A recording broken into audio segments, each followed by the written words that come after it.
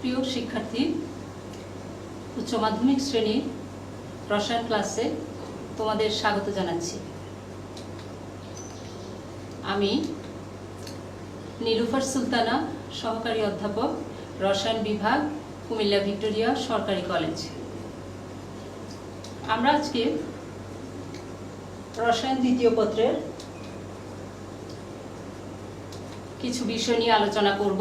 তার মধ্যে রয়েছে ডাল্টনের আংশিক চাপ সূত্র এবং গ্রাহামের ব্যাপন সূত্র।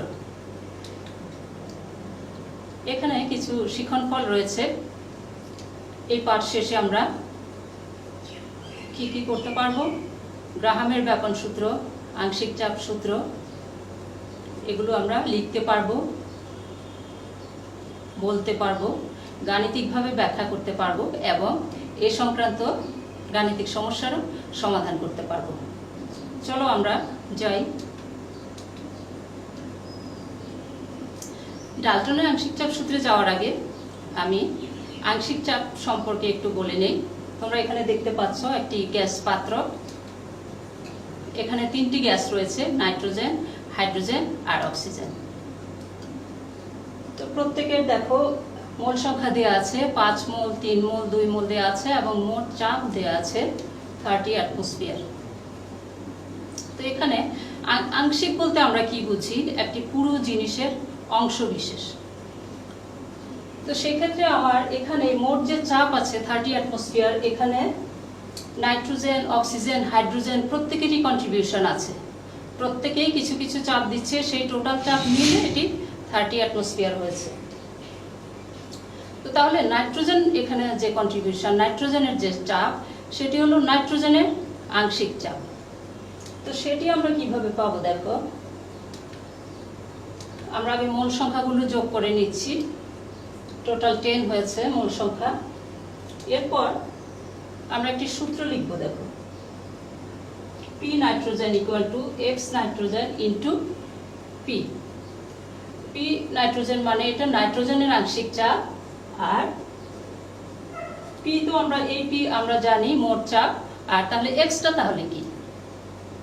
এক্স হচ্ছে মোল ভগ্নাংশ। মোল ভগ্নাংশ আবার কি? আসো দেখি। মোল ভগ্নাংশ হচ্ছে মিশ্রণের যে কোনো একটি উপাদানের মোল সংখ্যাকে যদি আমরা মোট মোল সংখ্যা দিয়ে ভাগ করি, তাহলে আমরা মোল ভগ্নাংশ পেয়ে যাই। নাইট্রোজেনের বেলায় মোল সংখ্যা 5 এবং টোটাল মোল সংখ্যা আমরা জানি 10 এবং আমরা 30 দিয়ে গুণ করেছি। নাইট্রোজেনের আংশিক চাপ আমরা পেয়েছি কত? 50 অ্যাটমসফিয়ার। একইভাবে আমরা অক্সিজেন এবং হাইড্রোজেনের আংশিক চাপ বের করতে পারি। আরেকটি কথা বলে রাখি, আংশিক চাপকে আমরা অন্যভাবেও বলতে পারি। আমি মনে করো এই কন্টেইনার থেকে, এই পাত্র থেকে অক্সিজেন আর হাইড্রোজেনকে বের করে দিয়েছি, তাহলে ওখানে থাকলো কি? শুধু নাইট্রোজেন। এখন এই নাইট্রোজেন পুরো পাত্রে একা দখল করে যে চাপ দিচ্ছে, সেটি আসলে নাইট্রোজেনের আংশিক চাপ। এবং এভাবে অক্সিজেন যে চাপ দিচ্ছে, হাইড্রোজেন যে চাপ দিচ্ছে, টোটাল তিনজনের চাপকে একসঙ্গে করলে আমরা কিন্তু মোট চাপ পেয়ে যাব। এবার চলো আমরা ডাল্টনের আংশিক চাপ সূত্রে যাই।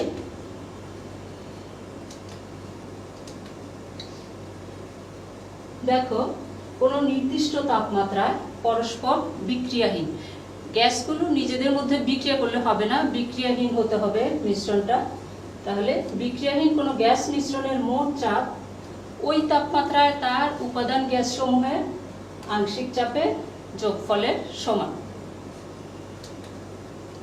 তার মানে আমরা যদি 3টি গ্যাস নেই, 3টি নিতে পারি, 4টি নিতে পারি, আমরা n সংখ্যক নিতে পারি। প্রত্যেকের আংশিক চাপ যদি আমরা ধরি 1 এর জন্য P1, P2 এর জন্য P2, 3 এর জন্য P3, তাহলে টোটাল P বা টোটাল চাপ হবে P1 plus P2 plus P3 এর সমান, যেটি আমরা একটু আগেও দেখেছি। তো আমরা এটি এবার গাণিতিকভাবে ব্যাখ্যা করার চেষ্টা করি। দেখো, আমরা একটি পাত্র নিয়েছি যেখানে 3 ধরনের গ্যাস আমরা দেখতে পাচ্ছি।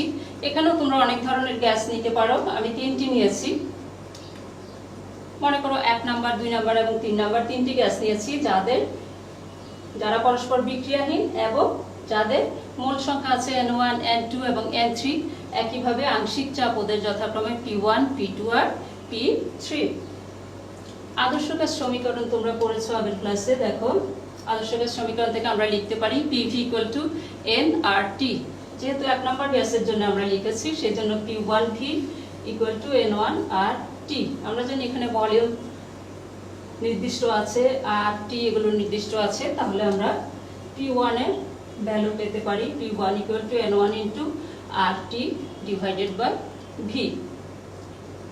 একইভাবে আমরা দ্বিতীয় এবং তৃতীয় গ্যাসের জন্য বের করতে পারি P2 = N2 × RT / V।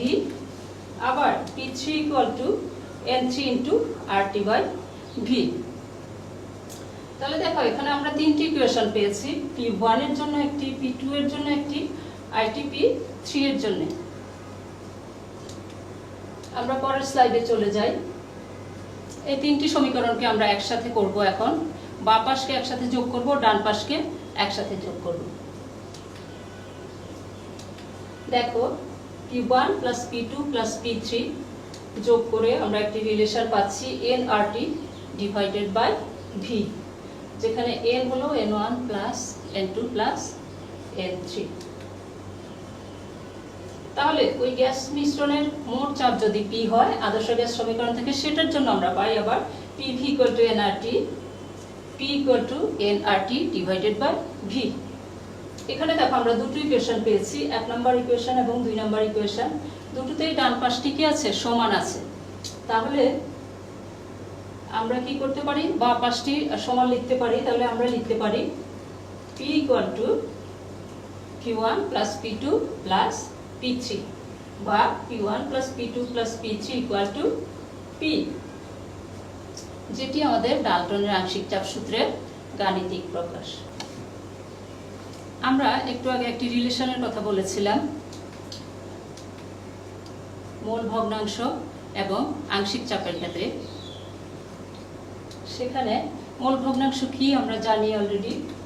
মোল ভগ্নাংশ হচ্ছে মিশ্রণের যে কোনো একটি উপাদানের মোল সংখ্যাকে আমি যদি মোট মোল সংখ্যা দিয়ে ভাগ করি, সেটিকে আমরা বলছি মোল ভগ্নাংশ।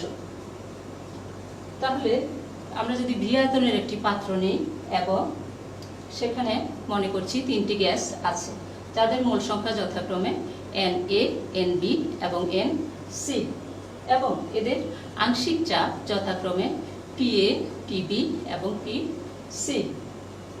মিশ্রণের মোট চাপ P।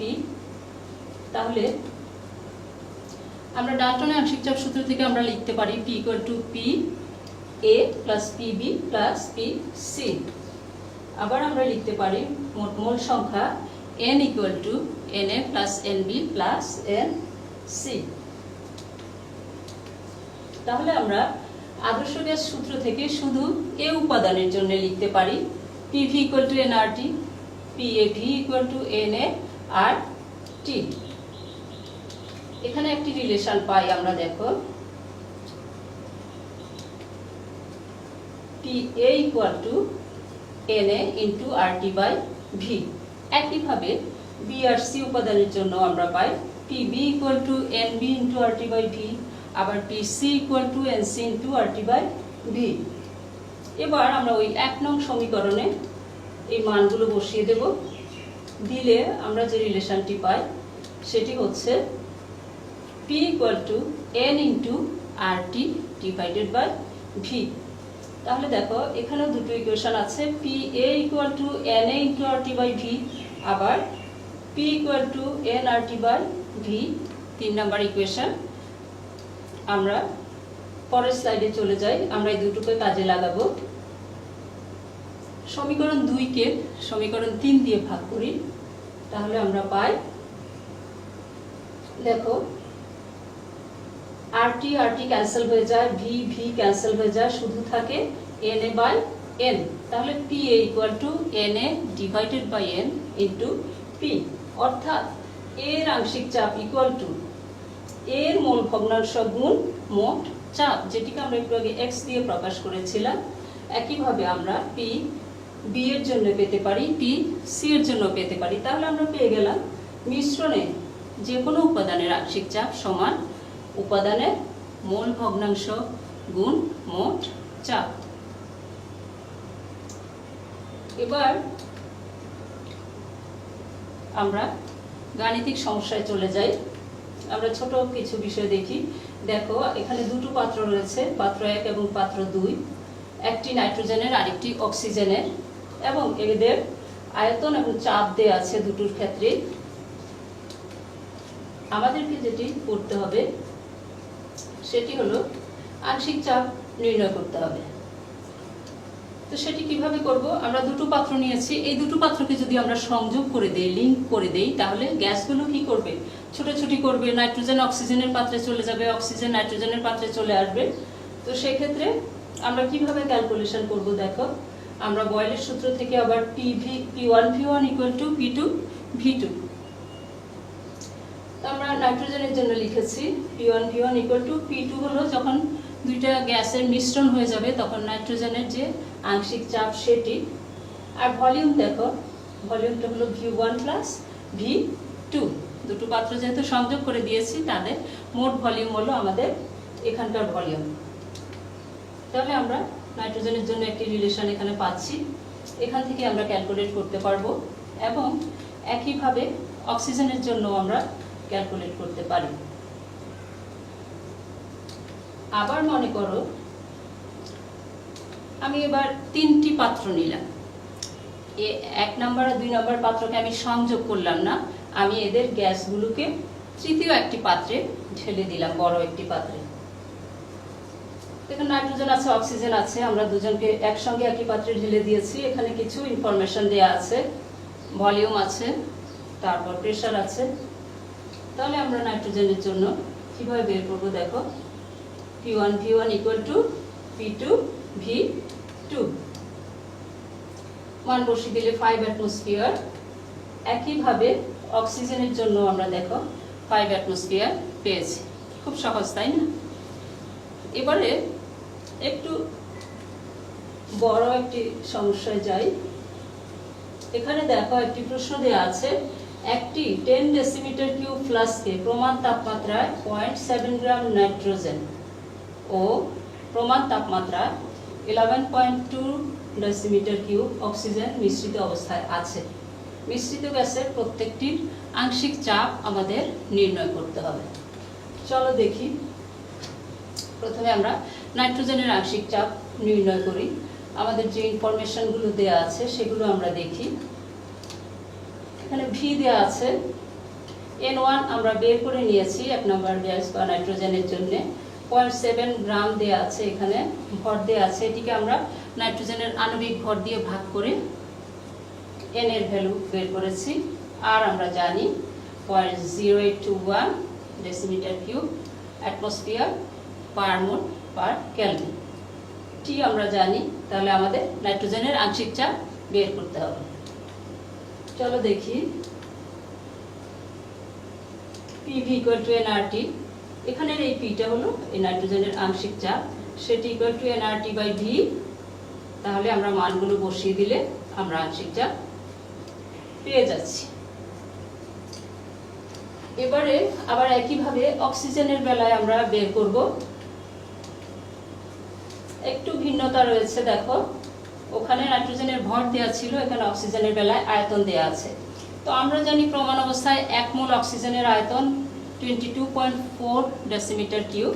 সেখান থেকে আমরা N এর ভ্যালু বের করে নিব, সেটি 0.5।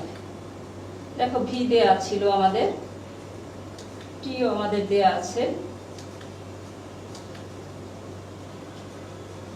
আমরা শুধু অক্সিজেনের আংশিক চাপ বের করে নেব, মানগুলো বসিয়ে আমরা দেখতে পাচ্ছি 1.2315 অ্যাটমসফিয়ার।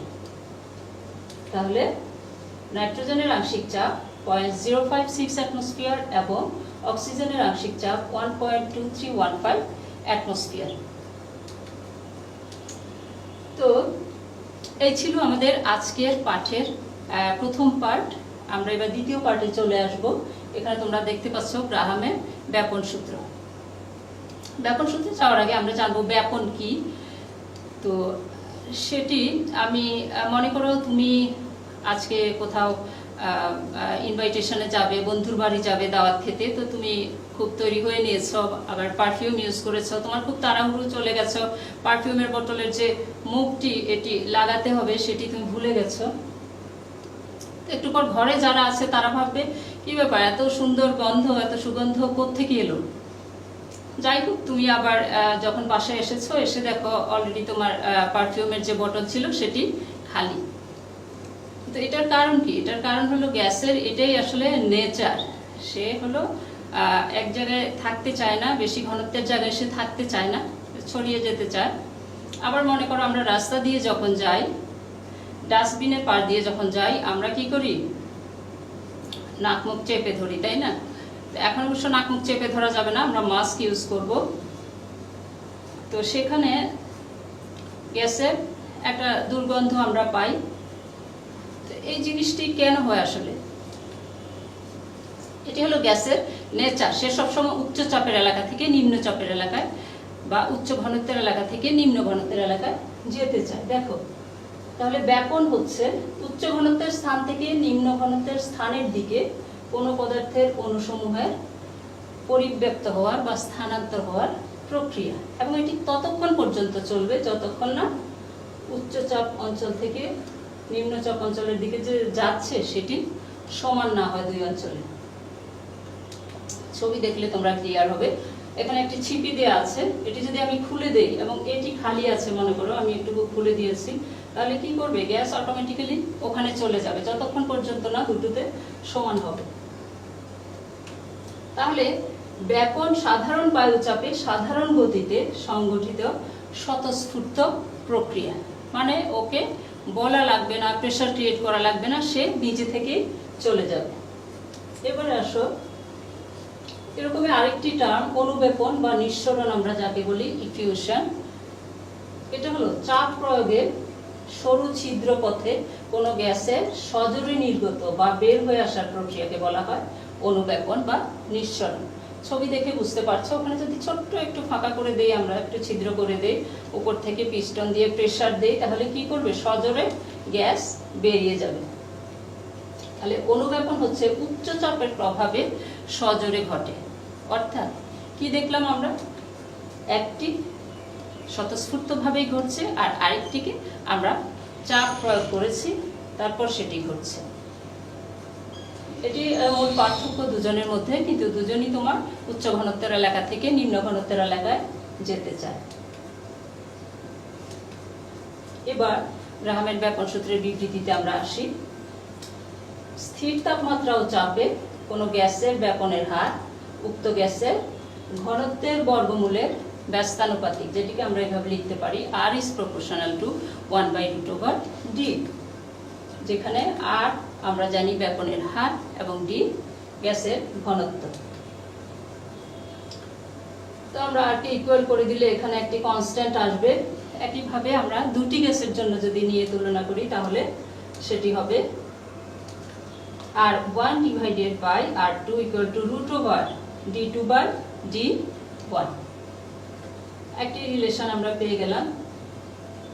আমরা আরেকটু দেখি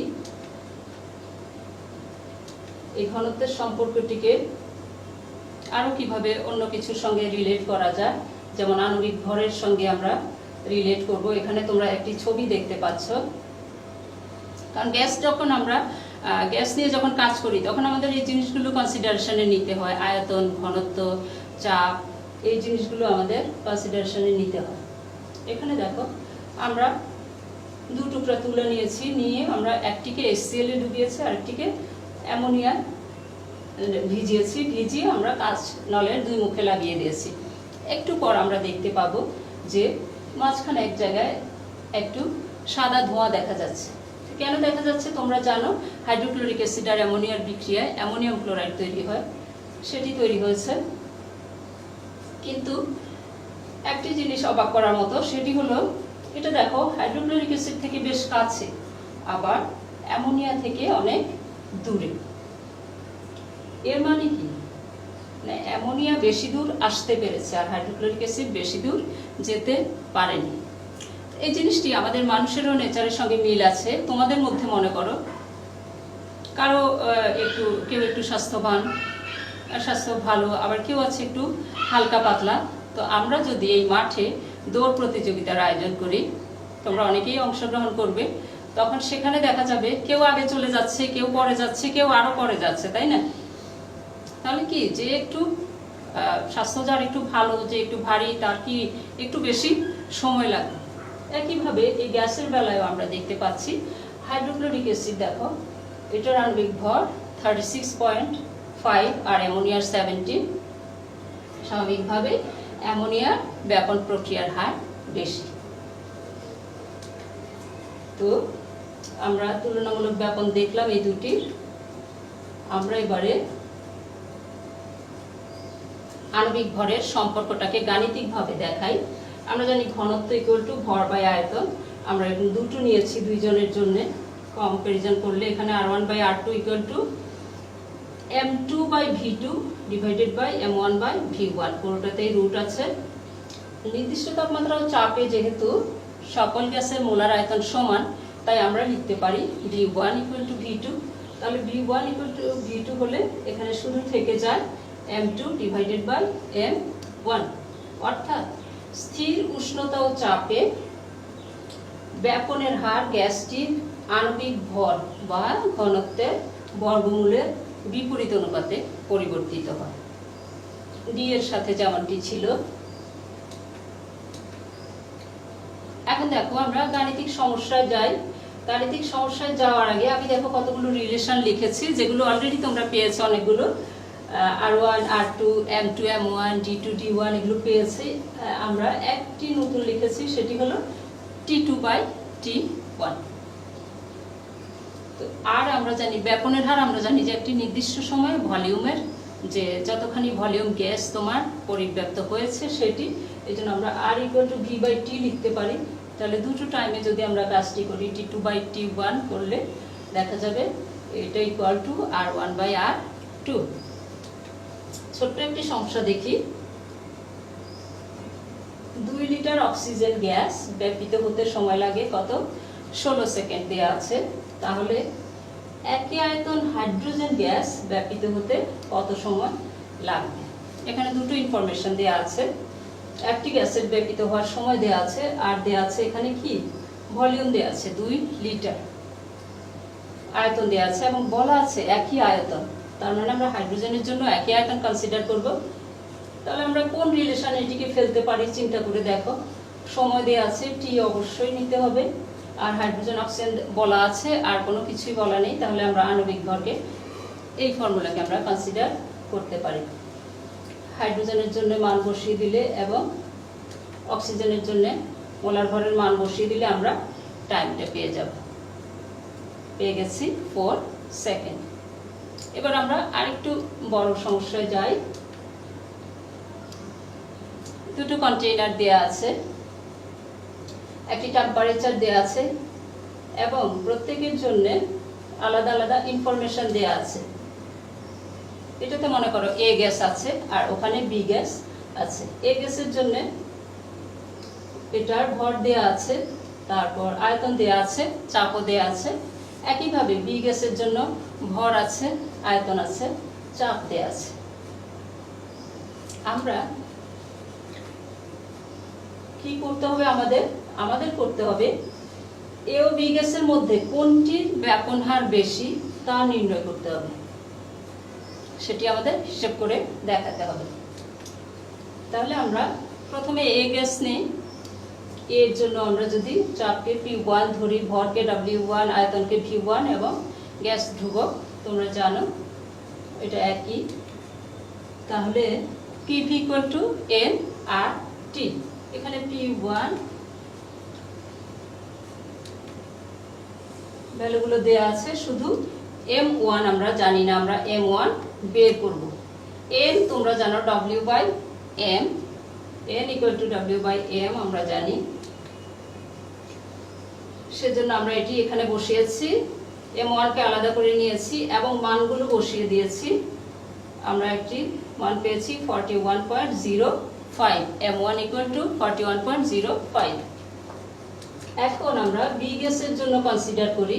বি গ্যাসের জন্য কিছু ইনফরমেশন আমাদের দেয়া আছে। দেখো, চাপ দেয়া আছে, চাপকে আমরা অ্যাটমসফিয়ারে কনভার্ট করে নিয়েছি। ভর দেয়া আছে, আয়তন দেয়া আছে, গ্যাস ধ্রুবক আমরা জানি, তাপমাত্রাও দেয়া আছে। তাহলে আমরা মানগুলো আবার পিভি ইকুয়াল টু এনআরটি সমীকরণে বসিয়ে দিয়ে N equal to W by M বসিয়ে আবার একইভাবে আমরা ক্যালকুলেশন করে নিতে পারি। দেখো, M2 এর মান পেয়েছি আমরা 36.465। এবার আমরা একটি রিলেশন নিব, R1 by R2 equal to root over M2 by M1। তাহলে M2 আর M1 আমরা জানি, মানগুলো বসিয়ে দিই। M2 হচ্ছে 36.465 আর M1 হচ্ছে 41.05।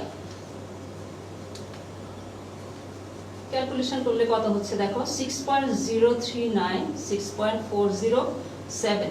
নিচেরটা বড় আমরা দেখতে পাচ্ছি আর উপরেরটি একটু ছোট। তাহলে আমরা কি সিদ্ধান্তে আসতে পারি, কার ব্যবহার বেশি? এখানে R2 is greater than R1। তাহলে আমরা বলতে পারি বি গ্যাস, অর্থাৎ যে গ্যাসের আণবিক ভর কম তার ব্যবহার উচ্চ, তার ব্যবহার বেশি। আমরা এটি প্রমাণ করলাম। এ ধরনের আরো অনেক সমস্যা বইয়ে রয়েছে, তো তোমরা ওগুলো প্র্যাকটিস করবে নিশ্চয়ই। আর আমাদের আজকের মতো আমরা এখানেই শেষ করব। তোমাদেরকে অনেক অনেক ধন্যবাদ। তোমরা সবাই ভালো থাকো, সুস্থ থাকো এবং নিরাপদে থাকো।